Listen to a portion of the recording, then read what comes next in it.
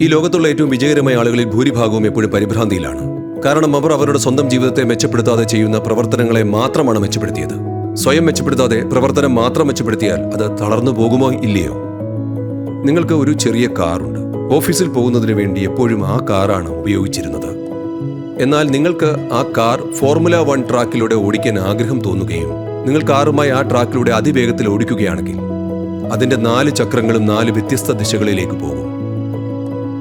ഒരു പരിമിതമായ സമയത്തേക്കെങ്കിലും നിങ്ങൾക്ക് നിങ്ങളുടെ വ്യക്തിഗത സ്വഭാവത്തിന്റെ അതിരുകളെ ഇല്ലാതാക്കാൻ കഴിഞ്ഞാൽ നിങ്ങൾ വലിയൊരളവിൽ ജീവനെ ഉൾക്കൊള്ളുന്നു.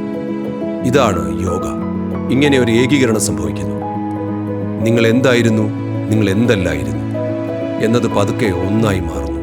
പെട്ടെന്ന് അസ്തിത്വത്തിന്റെ വലിപ്പം നിങ്ങളുടെ ഉള്ളിലാകുന്നു.